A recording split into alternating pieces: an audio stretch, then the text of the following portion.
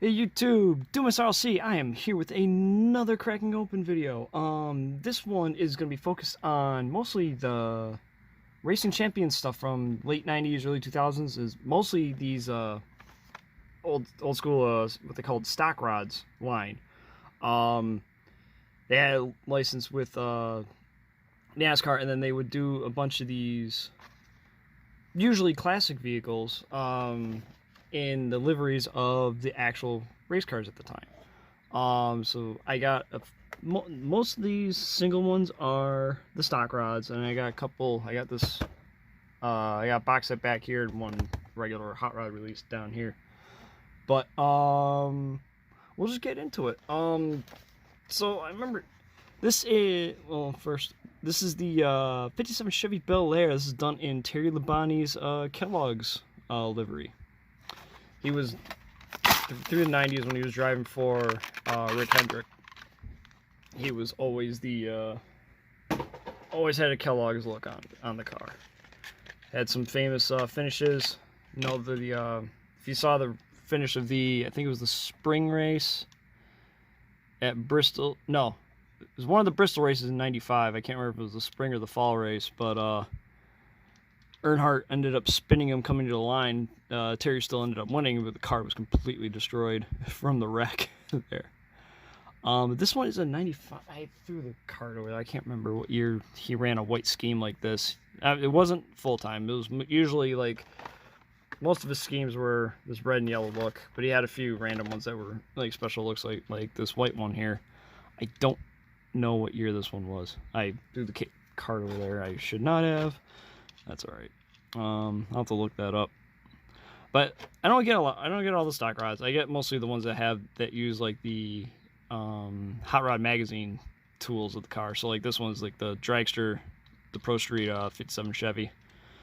I know, like this is the Pro Street Nova, Hot Rod GTO, and whatever else here.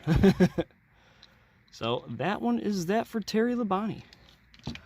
Next up, another Terry Labonte and another 57 Chevy. This one is I believe this was a Halloween one. It was Frankenstein. You can see once I open it up. So it was Kellogg's, but this one was Fruit Loops instead of cornflakes.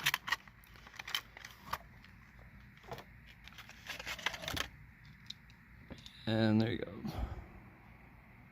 Spooky Fruit Loops with Frankenstein on there. I don't think he ran too many Fruit Loop schemes. Wouldn't surprise me if he didn't. It was mostly cornflakes for a while, and I think they went to Frosted Flakes a little later in his career at Hendrick before he hung up the helmet for full-time driving. I think his last one came with it. It was a Tony the Tiger Frosted Flakes car in 2003. All right, next up we got, let's see, oh yeah, that one was from, let's see, the copyright year on this was, let's see, 97. So that one's from 97. The white one is probably 97, 98 as well. I could look it up later. Next up we got a 66, I think probably 66, no, yep, 66 Chevy Nova. Also, damn, hi cat, what are you doing?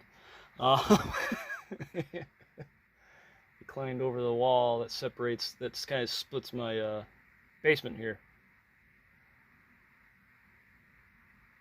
Please don't jump on everything. Anyway, we got the 66 Nova. This is a standard Kellogg's cornflakes look. This one is a 98 release. Let's see. It's nice, yeah, so. Oh, that one didn't quite tear open like I expected it to. There we go. Alright. And here's our Pro Street Nova.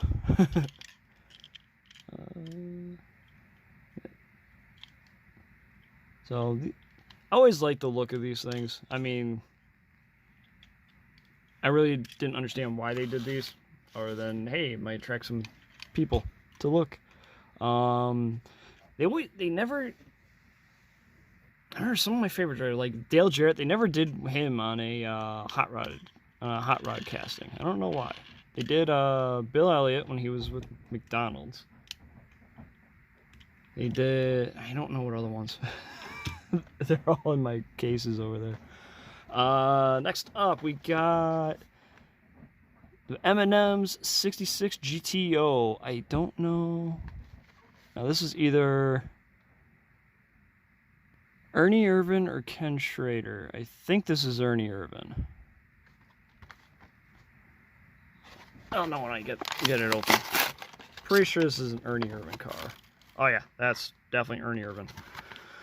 This was like right at the tail end of his career in NASCAR. He didn't, I think, this was either the last year or second to last year he ran. And he hung it up after that. Now, if you know the story of Ernie Irvan, where he first initially got success in NASCAR, he was driving the Morgan McClure Kodak No. 4 Chevy, and after Davey Allison was killed in the helicopter crash in 1993 while he was driving for Robert Yates, a bit after that, Ernie Irvan jumped ship from Morgan McClure to go join the Yates car.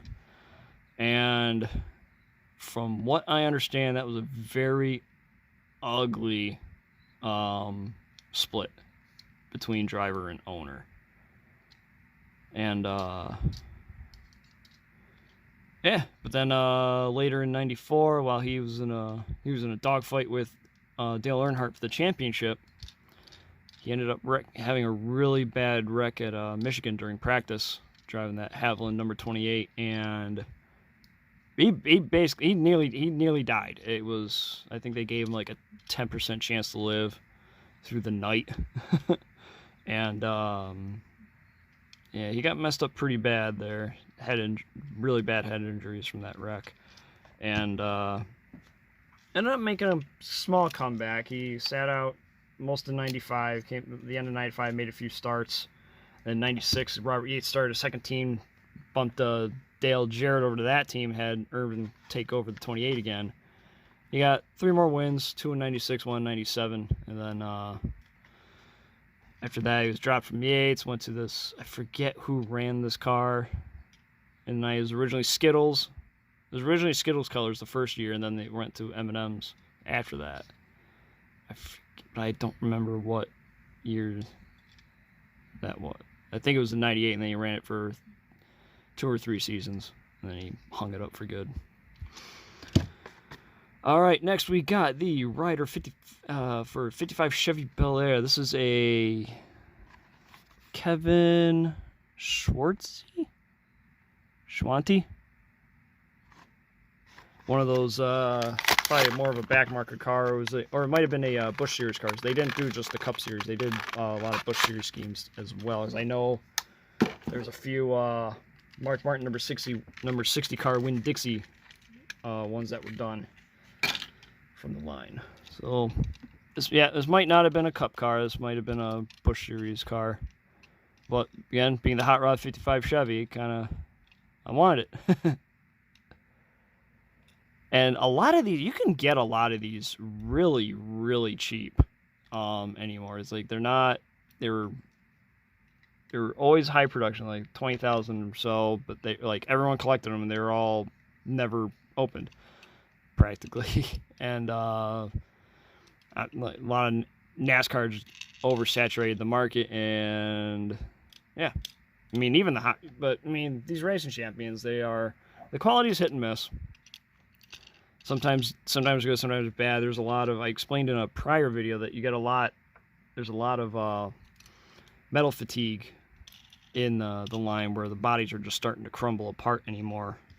So you do gotta look out for that. Usually if like one release of a car is doing it, they're all gonna do it.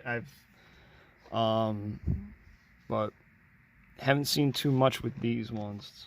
Usually like that, a lot of the Hot Rod series is usually fine. But overall, you can usually get a lot of these for $2 a car, literally. So they're not overly collectible. Like, these are something you collect to because you enjoy the cars, not because you are looking for an investment. All right, this one is Kingsford 5955. Kingsford number 5955 Chevy Bel Air. I don't know who drove this one, and I think again this is another Busch Series car, not a Cup car. Let's see, what year was this? 98. I'll have to look that up. It might have been a Cup car, but I know Kingsford was big on the Busch Series for a while too. So I'll look that up later. Probably won't say anything about it. All right.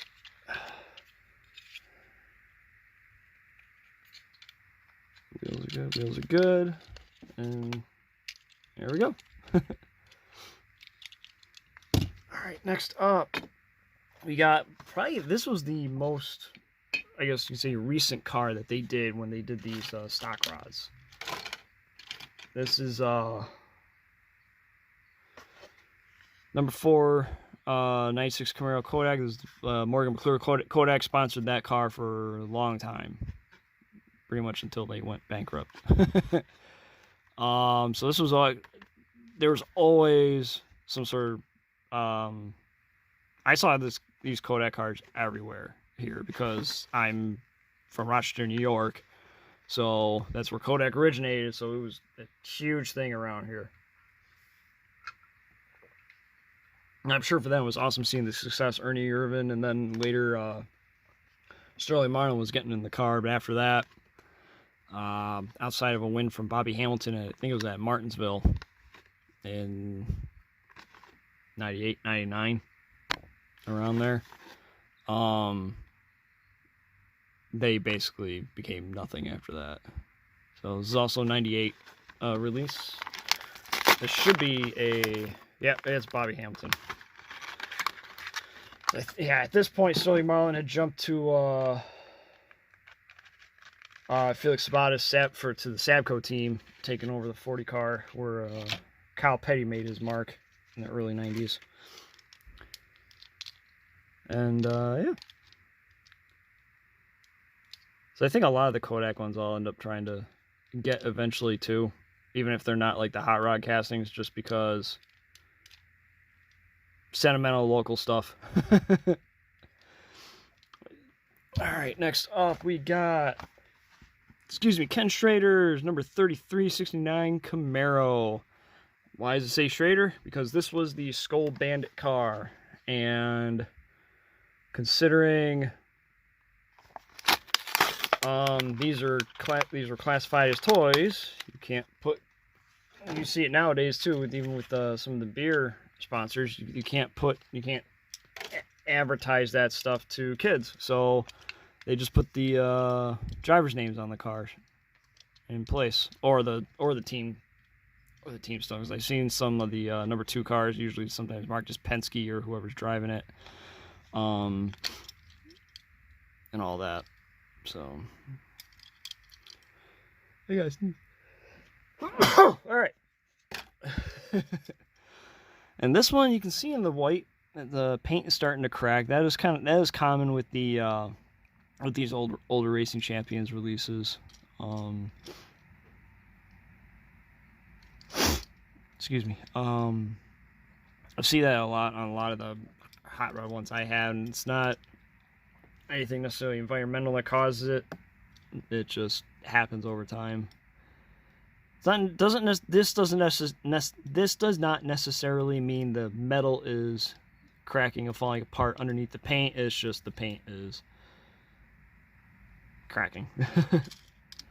And usually, a lot of times, you'll see that, and you'll start seeing the color from the main coat, not the top, start to bleed through the cracks too. I see that with I got a couple 44 from the Hot Rods line that are doing that. All right, next up we got 63 Corvette with the number 29s, Cartoon Network. Who drove these? Robert Presley. This is a Robert Presley car. This is also 98, 97. So, obviously for a kid growing, I mean, I was preteen at this point, but kid growing up, I love seeing the Cartoon Network car. I mean, who wouldn't? And as a kid, catches your eye because, you know, cartoons. And as it was, I mean, I think I half mentioned Dale Jarrett was my favorite driver growing up. And like whenever they did a few stock rod cars of his, but they're always the boring ones. They were not like the hot rodded car, the casting like versions of the cars. It was always like stock. It was like one was like a stock 58 Ford or something like that. I'm like, no. So this one's pretty cool. A lot of these too. I'll get to it with this next one. Another Terry Labonte 66 Nova. This one in gold. They did a bunch of these. I think they did one of these Cartoon Network Corvettes in gold. I think they did some of these in gold and chrome. Sometimes the deco was normal. Sometimes the deco was also done in like flat yellow or something like that, just to differentiate it from the gold. 90. This one's from 98.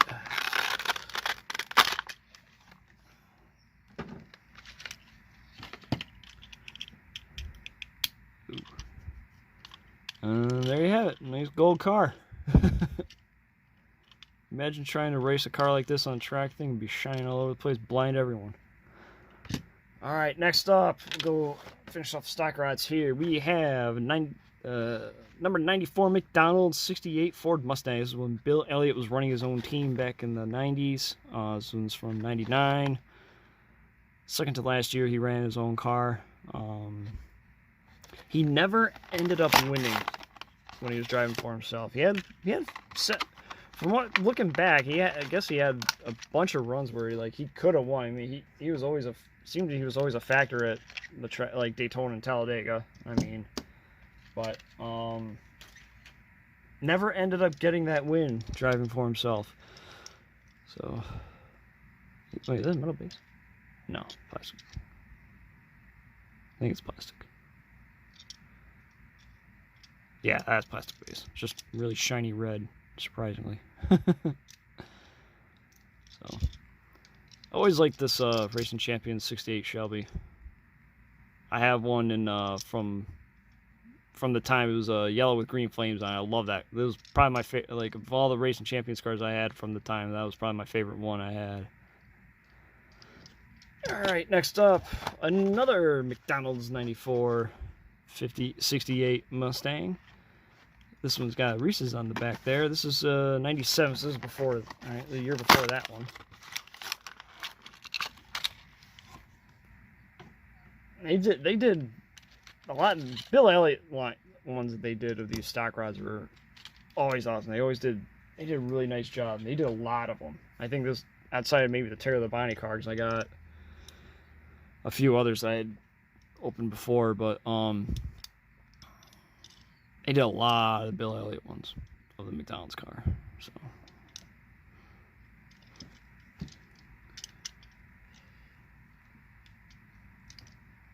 cool car, cool casting. And who doesn't love Bill Elliott? I mean, come on.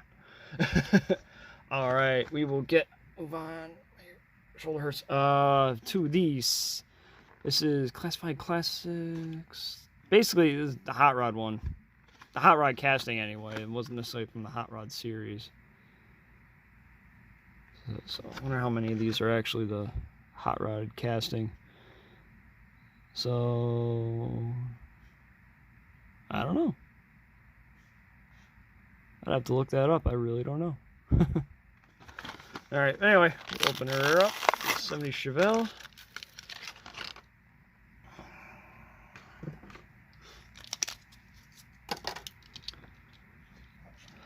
And there's your Pro Street Chevelle. This one, the only one I have that's just one color. Oh, wait, no, I have another one that is.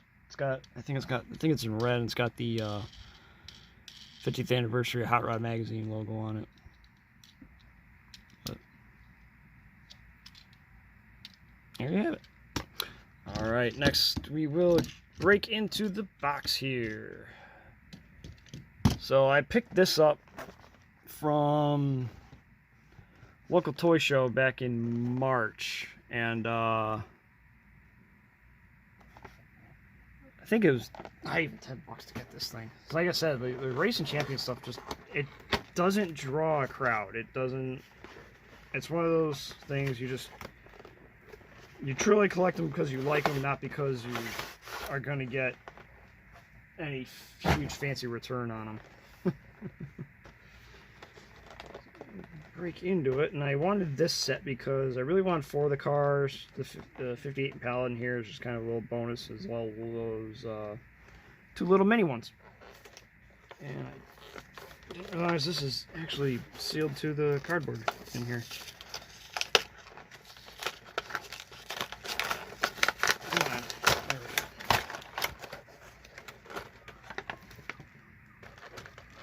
go. Alright, so first up, we got the '69 Pro Street Camaro. Metallic purple, and these are all exclusive to this box, by the way. None of these were available single, so yeah. Metallic purple, or metallic blue with cool, neat, and fitting purple and black stripes there, or deco on the side there. So, yep. Next up, we have the Ford F-150 Lightning. This is as they just call it nice on Ford F-150. I think they were meant to be like the SVT Lightning or something. If they did them a nice, I don't know if they did them in '97. I think about it. They did a few Hot Rod magazine versions of this casting. I have 3 or 4 of them already. So this one makes number 4 or 5, just a plain maroon color. Not the best build quality, however. But again, being race champions, no worse than I normally expect. All right, next up we got the '64 Mustang. This one's got some of that like grease or oil or whatever on it. Take some of that off. Here's another one. I got a few of these. I got 3 regular Hot Rod magazine ones. I got a Stock Rods Bill Elliott one from the Mac at Midnight paint scheme in blue. This one obviously is just straight black. And happy to add this one. I outside of those that 168 Mustang, Shelby Mustang with the yellow and green flames. I had 1 or 2 of these also. It was the maroon and silver one for sure I had back from when they came out. And I love that thing. Proportions are also weird on this car too. Alright, next up, probably my favorite Racing Champions casting. 1960 Impala. I have, I think, 6. There were 6 normal Hot Rod releases, then this one made 7. So, I don't know why both sides got that little bit of blue right there. Interesting. Anyway, so, yeah, probably my favorite casting of the whole Race Champions Hot Rod stuff. And yeah, not much else to say. I know this one they still actually use. Because at least the body and interior, they still use this for after round 2 took over Racing Champions Mint. They still use the 60 Impala. They also still use these 66, 67 Nova. What's sitting here, I don't know if they still use anything. Not 100% certain. Alright, next up we got the 58 Impala. This one's also got some grease stuff on it. What did that break? Oh, did that break off my Mustang? I'll have to put that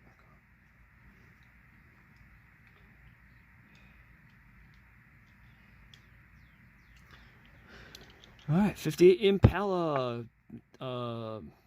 Metal flake green with some metal flake gold scallop flame thing deco. I think they still use this one too for the current race champions mint. So this one, not the greatest build quality. The base doesn't seem to be actually on there real, at least closed all the way. Let's see, is this, yep, okay, so this fell off of my Mustang. It wasn't even glued in. I thought it looked weird. That's why. The bumper fell off. Alright, and lastly, tiny 144 cars.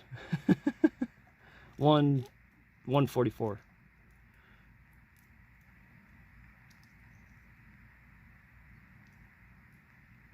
I remember they came out with these. I think it's just a kind of rival, what do you call it? Micro Machines. That's the word I'm looking for. I think these came out to try to rival Micro Machines at the time. That, or they did them to just appeal to model train enthusiasts.